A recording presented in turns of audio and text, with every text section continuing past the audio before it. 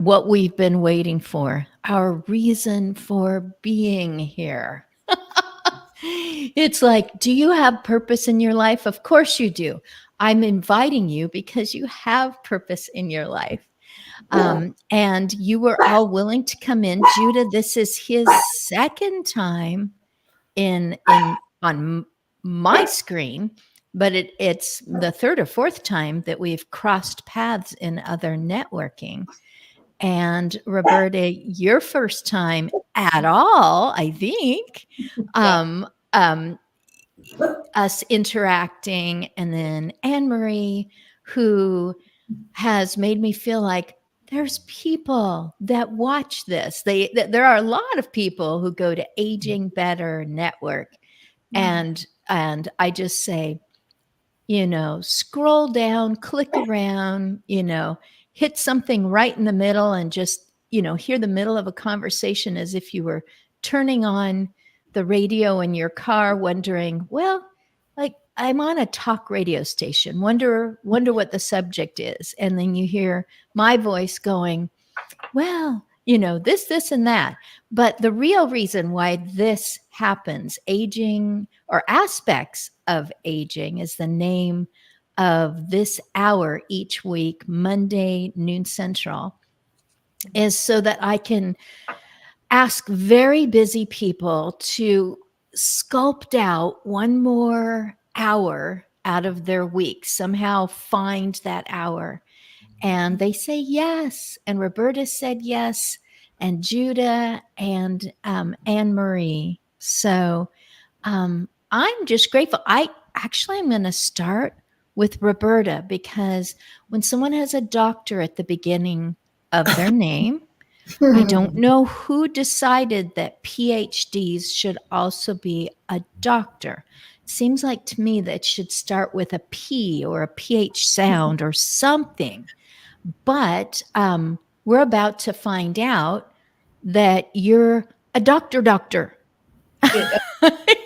or doctor. So yes, you are a physician doctor. And Steve Berger, yay! Talk about people who are always encouraging. He is viewing and listening and ready for another intriguing hour from Atlanta, Georgia. And we have Anne Marie in Houston, Roberta in oh my goodness, I had just said it. New Mexico. Santa Fe. I was like, which community was it? And yeah. Judah, I'm lost. Tell me again where you are coming to us from. I'm in Denver, Colorado on planet Earth. Oh, so you both are mountain time. Yes. And we are both central time.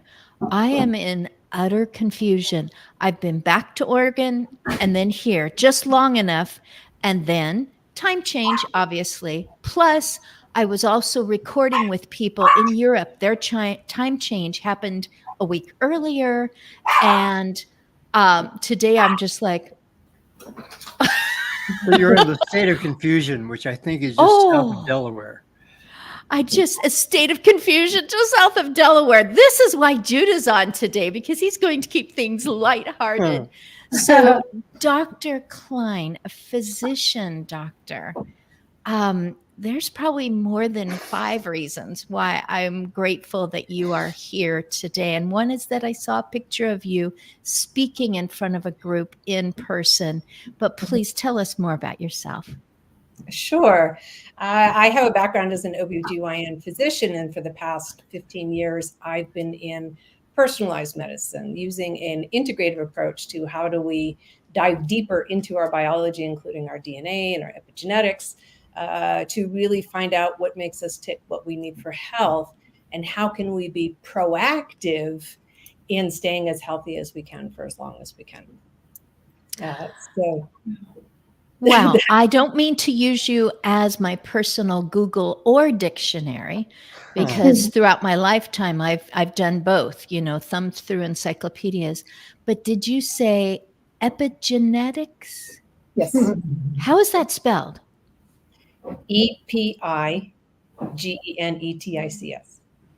Epigenetics. That was just to make sure that, you're, I know, but I assumed it was EPI. And, people talk about EpiPens or the epicenter. So to me, it feels like the very important or the center or the most crucial part of your genetics. What do you do that helps your patients that comes from epigenetics? Well, so there's two main layers. There's your DNA, which is your genetic code, and most people are familiar with errors in that called mutations, which can directly cause disease. There's another type of change in your DNA that's more subtle called polymorphisms, and they don't directly cause disease, but they can potentially alter how your biochemistry runs. And put in the wrong environment, it can either support health or not. Epigenetics is another way, another layer of controlling and regulating how our DNA works, how our bodies run. And it literally means above genome. So it's our way of turning genes on and off based on environmental cues. And it doesn't change the DNA code. So the DNA code is fixed. That's what we're born with. But the epigenetics changes throughout your lifetime. So you can inherit epigenetic tags from your parents, from your ancestors. It can be handed down. This is one of the mechanisms we think trauma is inherited in some way, shape, or form. But it also interacts with your environment when we're stressed, when we exercise, when we eat healthy, when we feel joy. All of these things in real time are feeding back information that our epigenetics then responds to. Yeah, so it's the connection between our DNA and the environment. And all of these layers are interacting to help us create health. So I have a question for you. I've been dealing with cancer since 2016, and recently had I had long periods of being in quote unquote remission. Right now, I'm dealing with it actively, and I've gone through.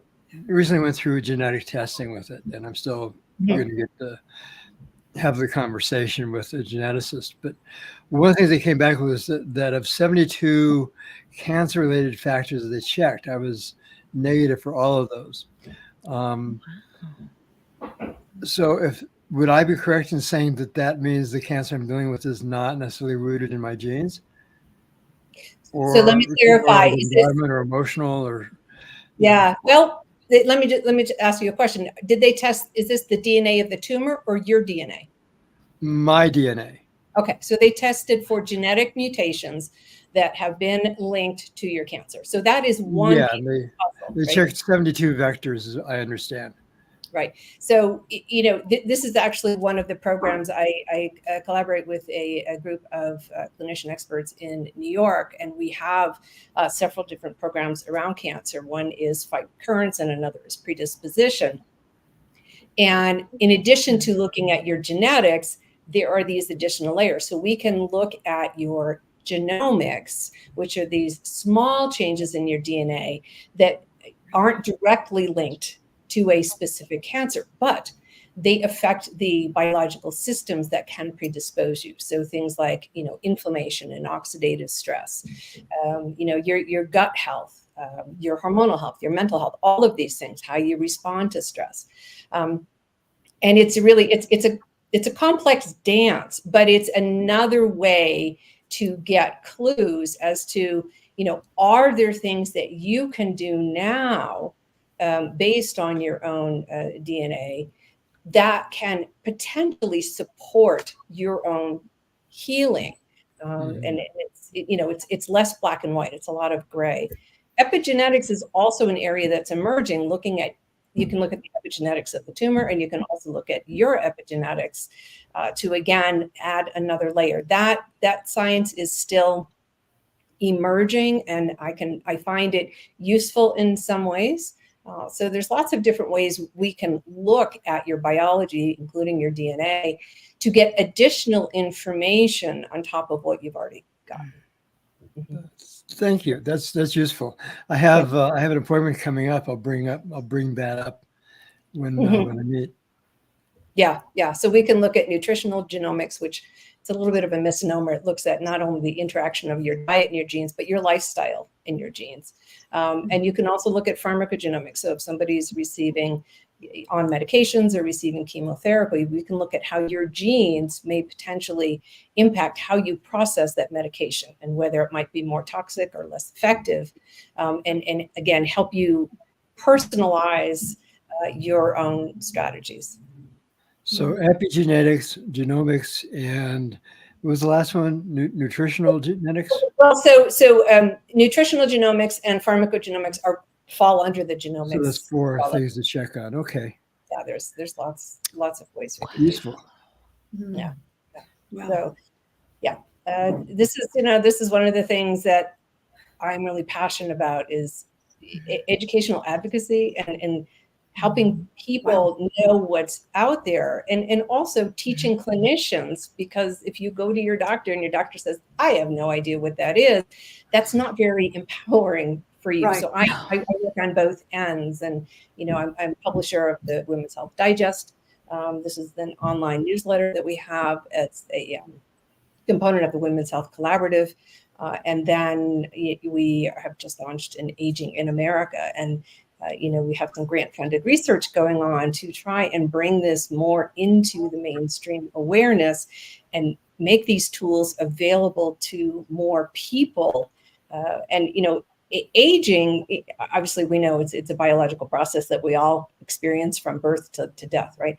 Right. But all of the things that impact aging also impact chronic diseases, and they're all tied together within our biology. And for me, it's looking at the intersection of how does our lifestyle work. Working with women, which is primarily who I work with, stress is a huge factor, in our lives. And there's all sorts of different sources of stress: eating the wrong food, not exercising, emotional stress, relationship stress, being exposed to environmental toxins, right? And there are some things that we can't control, but then there are other things we can. And it's really helping to support people understand how do we best nurture our bodies and our health in a way that feels aligned for us at that time. Amazing. For anyone who is busy while they're listening to this, I wanted to make sure that you know that James, Aging Well in Kenya, is part of his what do you call that? His credentials, or his it's part of who he is. So James Kanuthia is greeting us from his time zone, and it has already, this is me imagining, has already pulled out a piece of paper and written down some of these words, just like Judah was making notes, or mental notes, written notes. And I'm thinking, you're awake right now. Wait a minute. Maybe Kenya is close to GMT. This may just be right after dinner for James. I really need a map right here with tiny little clocks. I have looked for tiny little clocks when I've been at the store, so that I can look over and go, oh, well, it's that time there now. And then I can adjust them twice a year. Except for Arizona and places like, did you know that there are time zones on the half hour? Did anyone already know that? I did. Okay. Judah says yes. Roberta, no. And no, I had to be told. They said, we never change our clocks, and we're on the half hour, just to let people know we never change our. And it's region wide, I believe, in Australia. If I can believe my memory, those were amazing. And you talked about stress.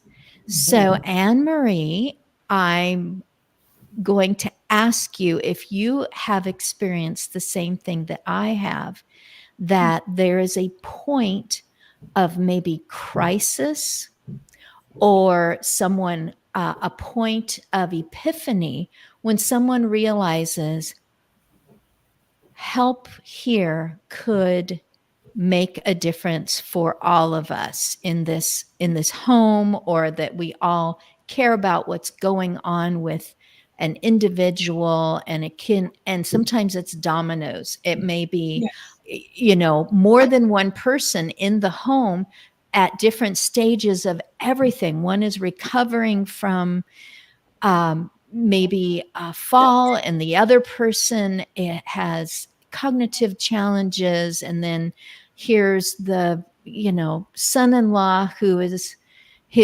getting diagnoses, and it's just like, wow, if we could have a neutral person that could just smooth their way in. And Anne-Marie, I heard you say yes. I'm just going to let you take it away. Okay. I'm Anne-Marie, and I've been living in Houston since 82.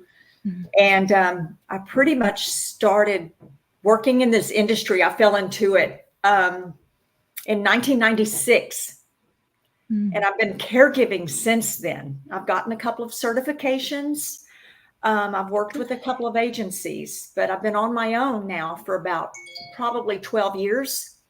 And I will say this. I want to bring up an important point. Recently, well, the past 3 years, I've worked under the umbrella of United Healthcare with CareLinks. They're sending caregivers out for these benefits that United Healthcare has for members that fit in a criteria with 8 to 10 hours, really a month. That's it. So normally, typically, I would work 40 to 60 to whatever hours, 30 to 70 hours. You know what I mean? Because I've pretty much, that's the role of caregiving. But recently, I have met a couple. The lady has Alzheimer's.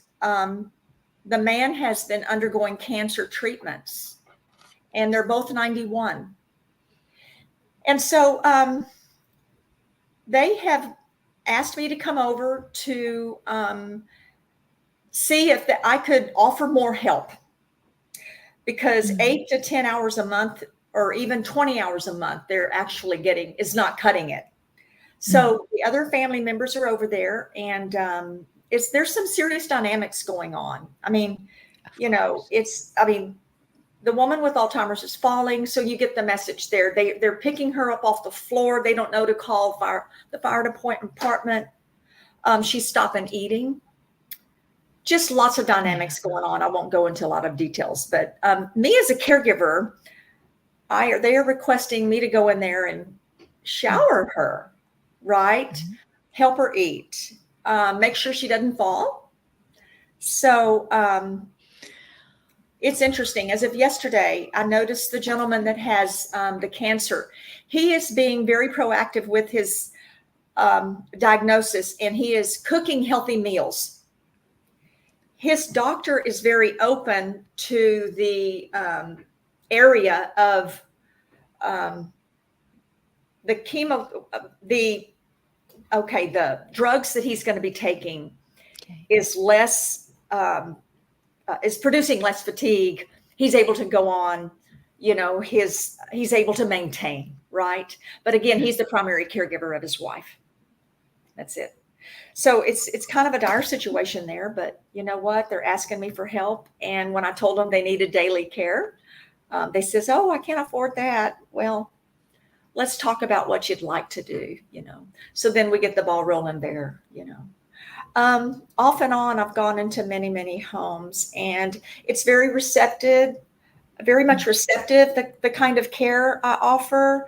And I'm open-minded to all kinds of support. There's been a lot of hospice being offered lately. And so I'm actually a part of the hospice team. Whether I'm hired by hospice or not, I'm part of the hospice team, right? According to the nurse. So I don't know. It's just been interesting to say the least. I have met lots of families and been able to care. There has to be a conversation and agreed upon understanding of what's necessary, because there's a lot of emotions in the atmosphere. So that's a dynamic I've had to teeter-totter on. I've had to make some decisions, either for them or for myself, whatever's allowed. Yeah. So it's been interesting. A lot of my jobs, I do get referred, but sometimes there's a gap in care. There's a gap in my workload, but it seems to be working. Yeah, that's about all for now. Wow. So, would you call yourself freelancing at this point? But in the past, you maybe were scheduled by. Yes. Yes. So when I go to meet with two daughters, actually this coming Friday, we're going to have a contract laid out. They're going to have a plan of care that they've come up with. They didn't get it from an institution. They didn't get it from a caregiving agency. They got it from what they think and they believe that their mother's going to be able to receive the care from me, because she's 98 and has dementia and a little feisty. So this is going to be very interesting. I have to be very on my toes, so to speak, but they're wanting me to come on board as a companion. So I get the message, there's going to be wound care nurses in and out, but you know what? I'm excited for the new opportunity. And I really think it's beneficial. She doesn't need to be alone. The daughters are going to go out of state to their areas of living. So I'm going to be in charge they said 3 weeks. Then she may go into memory care. So. Wow. Since I was the opposite, I was hired by a company that literally closed their doors 2 months later. So everyone that had been working for them was suddenly cut adrift. Wow. And I loved my people. Yes. I didn't know how much I was going to love being able to come in with diplomacy and with, just being very, very wet cement or whatever, to go, this is how I fit. This is what is needed. One of the many things that I was so grateful that I did apply for a company, to be under a company, because I felt I needed the medical backup. I wanted to finally be able to say, I know the med minder has been filled correctly, instead of, nope, I don't do anything medical because I will not cause any harm with my almost complete lack of knowledge. So I loved being hired. And what I saw was the always available nurse. I could call, I would be on shifts any hours, and I could call whoever was on duty.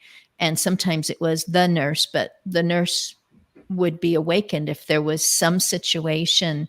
I just walked in, it's 10 p.m. and pills are scattered on the counter, and something happened. I start by trying to figure out if they did take their meds, whatever it was. I just needed backup. And I watched that nurse come in for like a brand new family situation. And I was invited, by then I'd been there a few years, was invited in to just watch them go through ADLs, activities of daily living, and do assessments on what I said a few minutes ago. How much of that can you remember of that list of unrelated items, all those things? Do you just rely on your years of experience, or do you have like this schedule of things? So when I ended, I was under their umbrella, but I thought if I ever went back to freelancing, I really should put together. What you said made me think of that. You said, well, let's talk about what you want to do.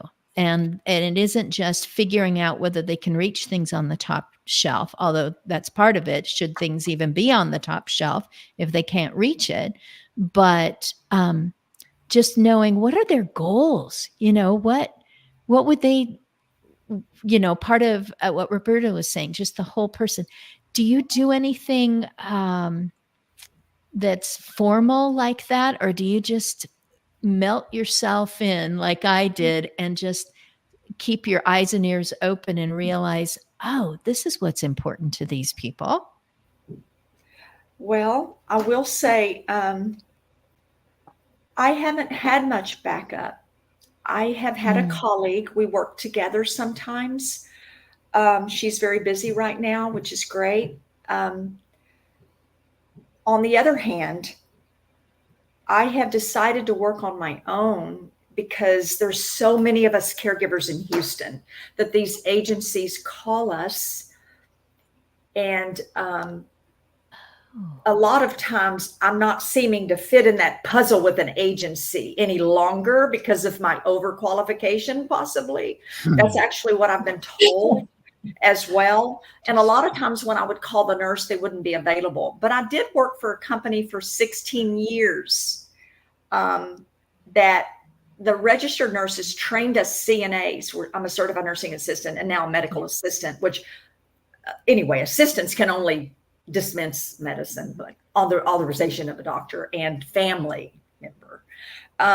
But so I would call a nurse back then and they would educate me over the phone, or they would come out and I would, be educated on tracheotomy cleaning, tube feeding.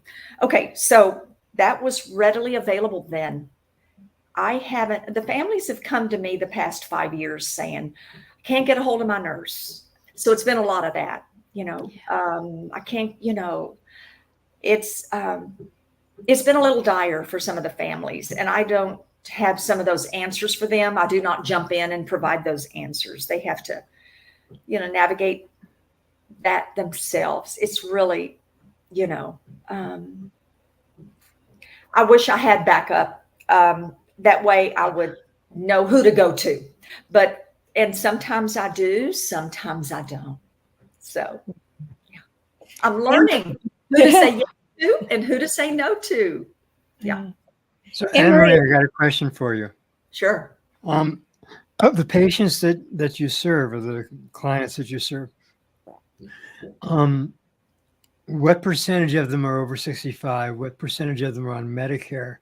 What percent of them are on Medicare Advantage plans, which in my judgment are no advantage?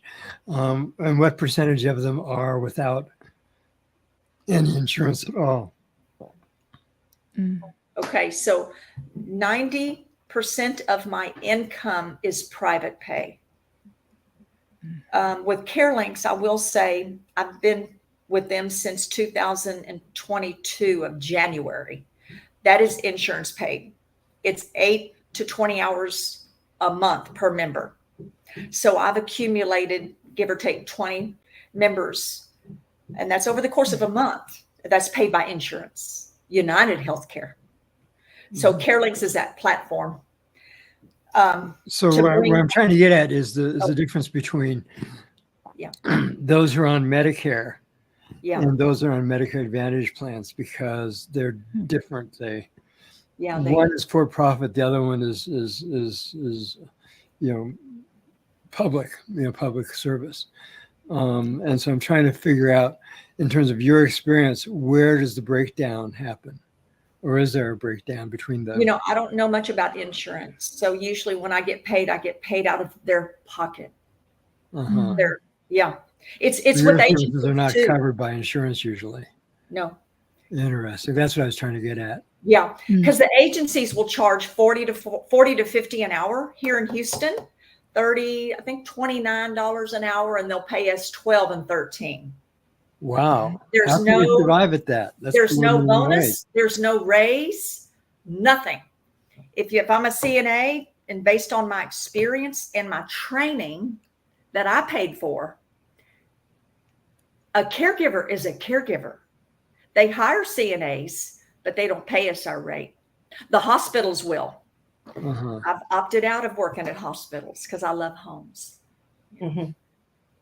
I think this is a huge gap in our healthcare system. Yes. There's a huge disconnect between what happens in the clinical institutional settings, whether it's a private clinical practice or the hospital, and then what needs to go on in the home. And I think, this is a huge gap in an aging really highlights that when people need additional services, they don't need to be in a nursing home or some other care home.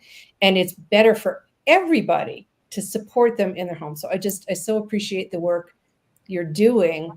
And, this article that we just posted an article on Alzheimer's as part of our Aging in America series. And, the statistics are staggering. And the cost of home health care, either by family members, which is unpaid, or professional caregivers, is so undervalued. And of course, me and my work in women's health, it's just one of those things that, well, it's traditionally a woman's role that doesn't get paid for. And we have not made the shift as a society in valuing life, in valuing health, in a whole way, rather than just, well, I'm giving we're giving medications, or prescribing, or treating, but there's so many other things that are needed to support somebody's wellness and care. So thank you for the work you're doing.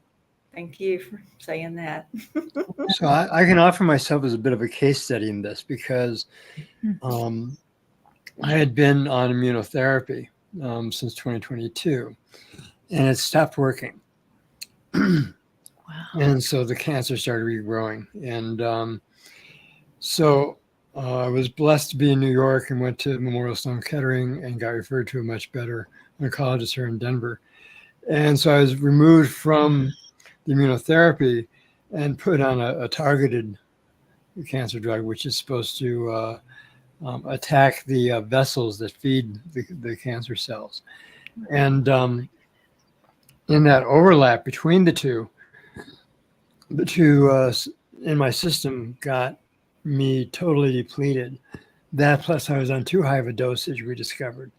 So I went through a period of about 3 to 4 weeks, where I was close to being bedridden, and had to have friends go shopping for me, friends take me to doctors, and help me with housework and stuff. So I was one of those people who needed that home health care. But Medicare right now, I'm on pure Medicare with the AARP supplemental plan, which means that I'm 100% covered. There's no, medical advantage plans in my judgments are invitations to go into debt. And so I managed to stay out of that.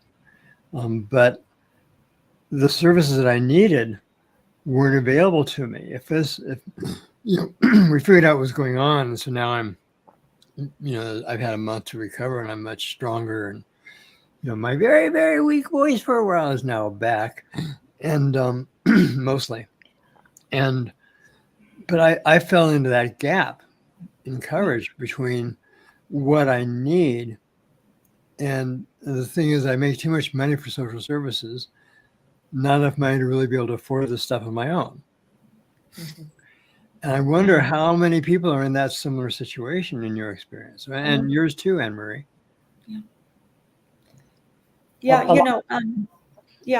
There's so much concern. Oftentimes, they say they don't have the means to pay for care. I get that so much. Gosh, I got kind of, a lot of times I don't go in charging really high.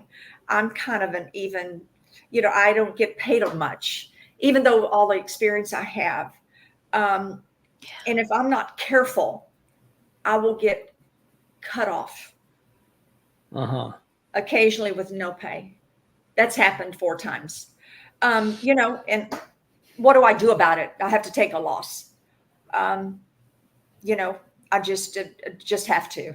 But there are so many people out there struggling. So I understand that since I don't know much about insurance, the insurance has to step up and be able to pay for some of this. But as many years as I've been in this industry, it's not paid for the caregiving, the needs, the root needs for people, even for a few weeks. So, Dr. Unless it's Khan, what's your take on that? Yeah. Again, it's a huge gap, and it illustrates the inadequacies of our current system, which again is so based on the technology, the interventions, the institutions, the doctors, and the aging, I think, really highlights the problem. But this is a huge problem for people throughout their lives, whether you have kids with disabilities or you have a disability, whether you just have, cancer or some sort of health crisis that requires short-term care. And in the long run, it is better for everybody. It saves money, by keeping people out of institutions and hospitals and nursing homes and things. And it's better for everybody. It keeps the family unit intact. It keeps the person in their own environment and home. And insurance is, is a whole other discussion, but our healthcare system is not set up to accommodate that. And this is part of the work that we are doing on so many levels. And Anne-Marie, I would love to potentially explore how to work with the physicians in your local community, how to work with the people providing healthcare, because physicians often really don't know what goes on in a person's home. They're overwhelmed as it is under the current system. They don't have the time, they don't have the resources. And so there isn't a lot of communication unless somebody is specifically in gerontology or specifically working with this age group. They don't know that there's such a gap. The patients often don't tell them, and they don't. So I think part of the solution is to increase the dialogue and the communication in a way that says, how can we work together to solve this issue in a way, that's better than what we're doing now? And I think finding. So I have something to offer that may be useful. I mainly want to talk about my Global Sense book, but in 2020, actually 2021, I published a book called End Medical Debt, which was written by those three founders of the charity now called Undo Medical Debt, which is last count abolished like $14 billion in unpayable healthcare bills. Of course, there's more than 1 trillion in the country, but one of the things we talked about, the authors talked about in the book, is explain the history of the healthcare system, how we evolved from, doctors who would take chickens and ducks as payments to the for-profit system that we have now, and also how the insurance industry transformed from initially being mutual benefit societies, like we'll kick in, then we'll take care of you, and then you'll take care of me, and how they evolved and begin these for-profit enterprises that are, controlling drug prices and other things that, where we talked about me and others like me having fallen in the gap in terms of what we need for our care. So that's a resource people might have. The book needs updating because there's been some laws passed, like for veterans and others since the book was published, but it's still got useful information. And it's on all the bookstores. It's just End Medical Debt is the name, but make sure you get the one with the post-COVID. Is in the little corner, there'll be a blue triangle, because the earlier edition didn't cover some of the stuff. But some folks might find that useful. And I didn't mean to be plugging an old book, but this is still has useful information. This is the perfect place to put in anything that adds to this. I am like, how do we solve this problem? I know people are taking on new jobs that they never even thought of that they can do from home and still be there for the person who's aspirating because they can't sit up to just cough. Cognitive is fine. And then there's the other person in the home where cognitive means that something could be left turned on, or and it just needs checking, and people are like, how do I make money so that I can pay Anne-Marie so that I will have a break, like one gal was posting out yesterday, they just just will someone come in and fix a meal for me and clean up afterwards? I'm just looking for a little care to come my way, as far as families and all. Wow. And same thing, Anne-Marie. Both of my kids were in, upfront retail food, not entertainment, hospitality, and both making more money than I was, because I was doing something that I just couldn't let go, that I wanted to be there. I want it, I wasn't jealous of my kids that they were being paid more. It was easy for me to think, this is just the way that things are happening. I'm just so happy to be doing what I'm doing, but how do you live? How do you pay rent or pay for your own health insurance, et cetera. So I was taking home way less than $1,000 a month because I was also kicking in for insurance. I will be honest and say that I also kicked in an amount for my future each time, and it added up. But during the regular months, the months I was living in, extremely little coming home. I was just going to acknowledge James again. He said that his interest here is to learn more about care. He's pioneering first dementia care and teaching home in Kenya under Spark of Life model of care. And he puts a .org there for anyone. And oh my goodness, there's just more and more. It is not in any, there's apparently no time zone where care isn't an issue. One of my most fascinating conversations, this person has never been a guest, but they had been born in a country, the name for God is Allah.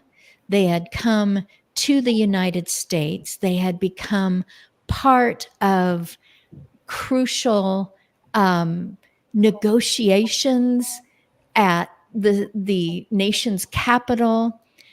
But mom had some sudden needs. Back home, this person went and said, I get grief. I mean, I here I am speaking with basically a very Americanized accent, and I get grief from people on all sides going, what are you doing? You were making great money. Why don't you just pay for someone else to take care of this? And she's like, this is an honor. This is what I do in honoring Allah and in honoring my ancestors and in honoring my mom. Why are people looking at me going, there's a better way to approach this, and you should have stayed at your important job, important being dollar signs, and left this unimportant job to someone else who, you could pay them so little and they would do everything that you're doing. And she goes, I'm getting grief from most, and I just think this is just one of the most important conversations that I had with a person, to just tell them about how much I cared for those people that were not my own relatives. They became important to my life over the years, and their families and the dynamics and the stressors and everything else. Just, I called myself the extra daughter-in-law you never knew you needed until now, because I really cared that they were getting to wear what they wanted to wear. And I worried about them when there was an ice storm. It's like, are those oxygen tanks ready? Do they know how to screw it in themselves? Are they going to be warm enough? Has anybody gotten to them? It's an ice rink out there. I loved what I was doing, and so did this person that used, was one place, the other, back again. Golly, Judah, you talked about a book that you printed before. Tell us that title again, and please tell us about the book that the Sensible book. That one too. That's the one that we've Okay. got the. Well, So the what was that the called? book And medical cost. What was the one that that you did END before? and medical debt. Yeah. Oh, and END. Thank you And so medical much. debt. And And it's got a medical white cover, debt. and get the edition. The second edition has a blue triangle in the corner that says COVID Recovery Edition. That's revised and expanded. And then my other book, which is a little off, well, actually a lot, well, I was going to say it's off topic for what we're talking about here, but so it all connects. My other book is Making Global Sense, which is combines personal growth and politics and spirituality and ecology, and it's global. And that's a book that was inspired by Thomas Paine's Common Sense and follows his structure and logic to argue for us moving into enlightenment in our current age. I believe that the only way we're going to really get through these situations where we allow someone with advanced skills to get paid minimum wage less than a fast food worker. I believe that if we know that we're all interconnected, and that, or more, if you put in scientific terms, that everything is energy that composed out of light, and and therefore it's all equal. So how can we mistreat one another if we're all innately equal? So those are the kind of attitudes I'm talking about. So these are ideas that originated in the Enlightenment era of the late 1600s, 1700s, that was embodied by Thomas Paine and the other free thinkers of that age.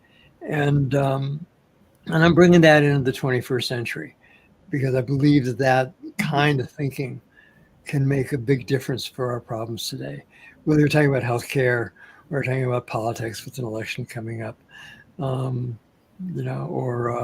world affairs with people trying to build empires for themselves because they feel so insecure. I've got to have an empire, so I feel okay about myself. And or gender issues with men feeling like we have to dominate women in the world because we don't feel good about ourselves. I do a lot of work with men in the men's movement and the elders movement, and there are men who are outgrowing the need to dominate women and dominate others. I think that us men, our best secret weapon is keeping it real. Keeping it real. Wow. Thank you for being perfectly on topic. It was on the screen earlier. It's really simple. Globalsense.com. Yes. Globalsense.com.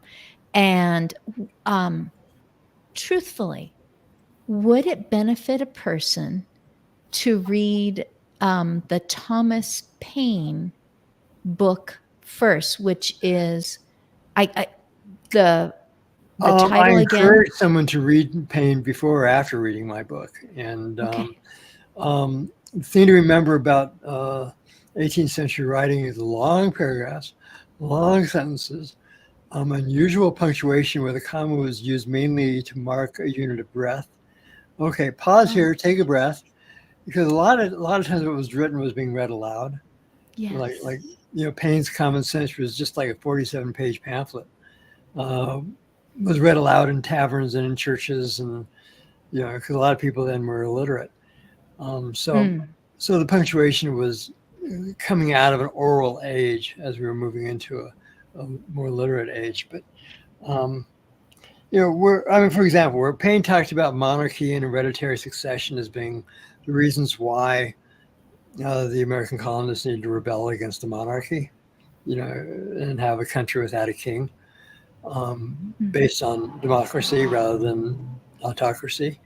Where I take that, and instead of talking about monarchy and hereditary succession, I talk about alpha male rule and authority addiction, that compulsion we have to seek some authority outside of ourselves, Mm. To think for us, to tell us what's right and true, because God knows it's a lot of work to come to one's inner truth and see what's real for me, and then it's even harder work to allow you to have your truth, especially if it's different than mine. So, Yeah. but if we have that global sensibility that sees us all as being interconnected, and we appreciate and value the diversity and individuality within our unity, that's where the magic happens, in my experience. It's true. And and so, I'd love to see that come. As an elder, who's dealing with cancer, and as one, who, I don't know how long I'm going to be here. I mean, I had a close call in May. I was contemplating death again.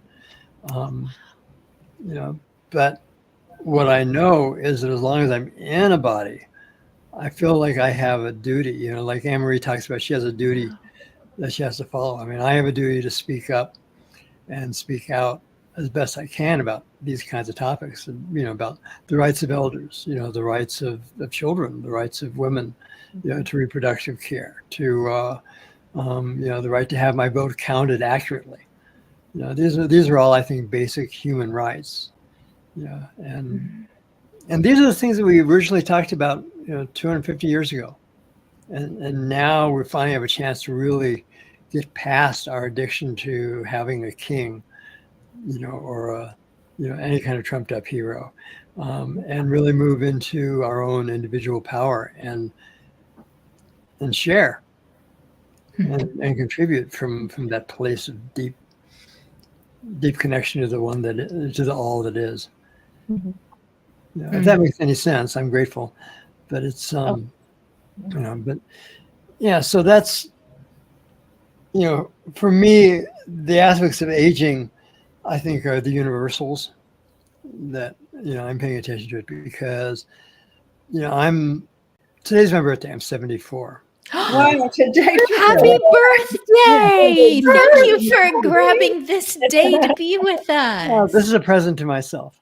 So, but it's interesting, because if you look over my shoulder, you can't see it in the camera, but that's actually a picture of Will Rogers, who was also born today. And I wish I could have his wit and wisdom, but you have your own wisdom. Yeah, my own.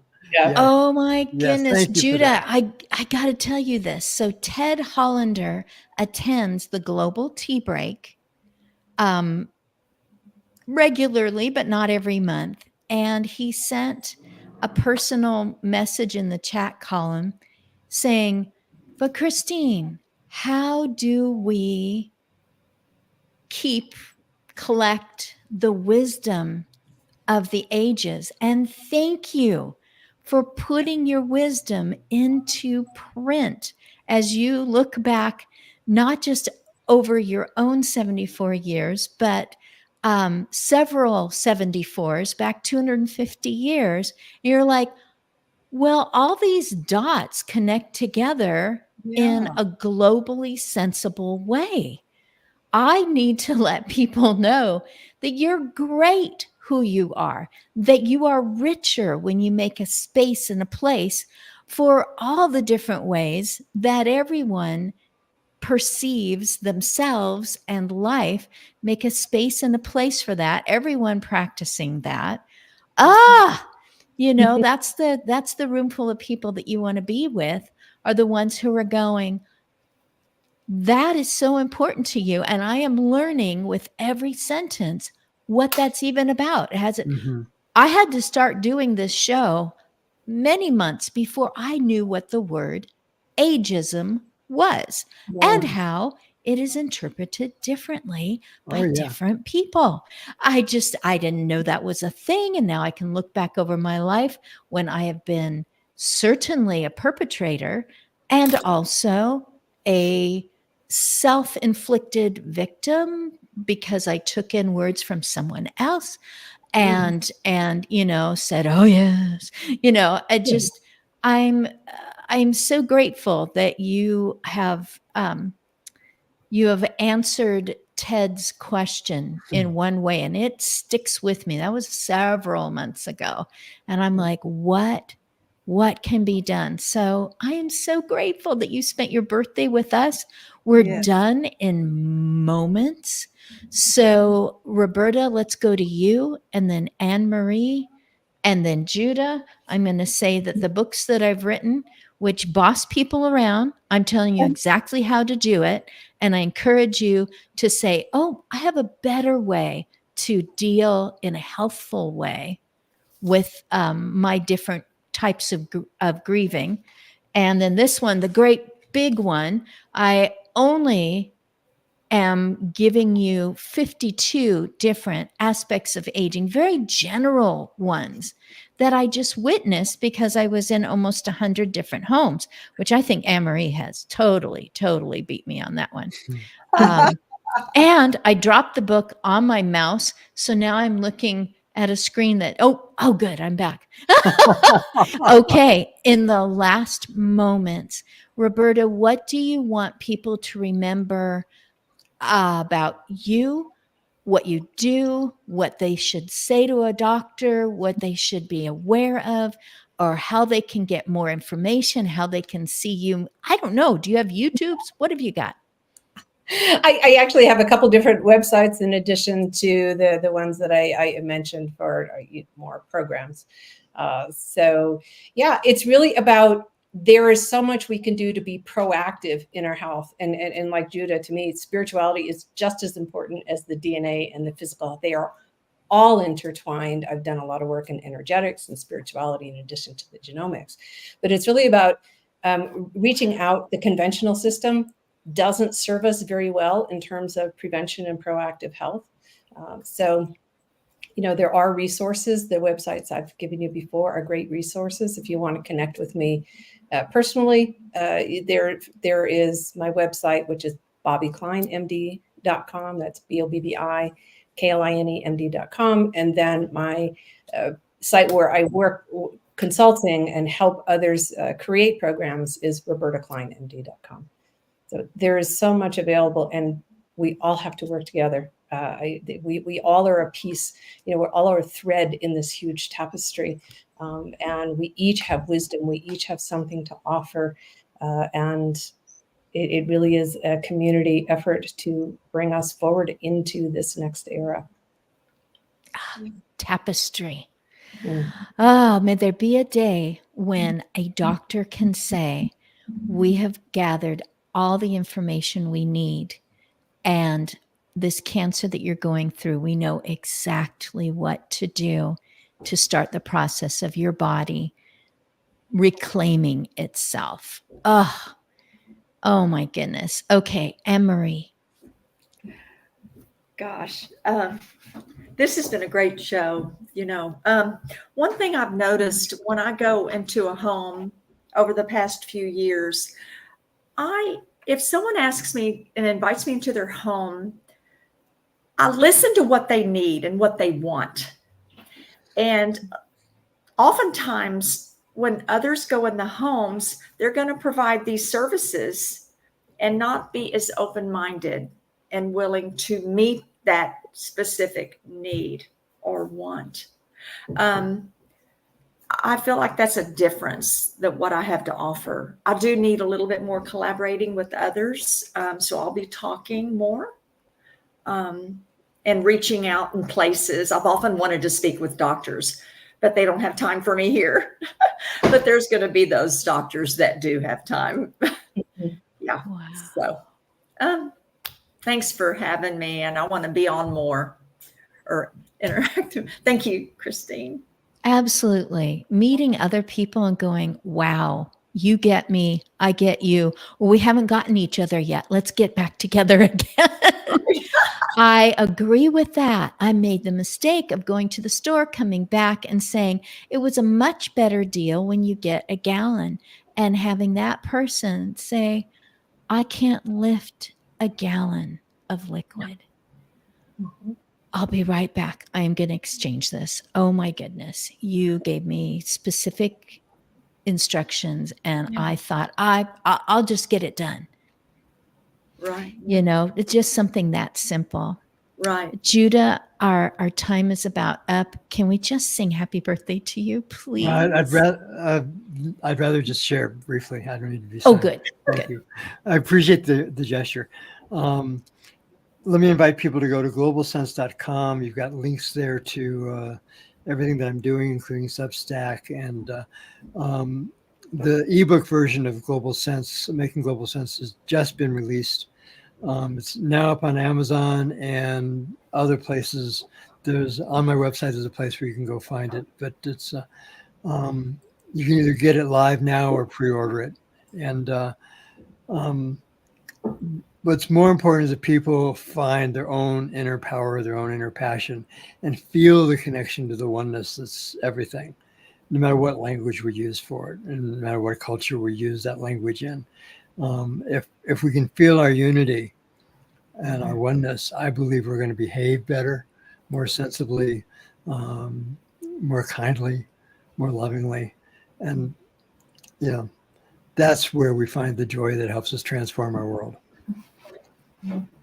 Making global sense. Yes, and just globalsense.com. Thank you for celebrating by empowering us today. Thank you. I'm just going to wave goodbye and say an hour is never enough. Thank you, Christine. Oh, absolutely.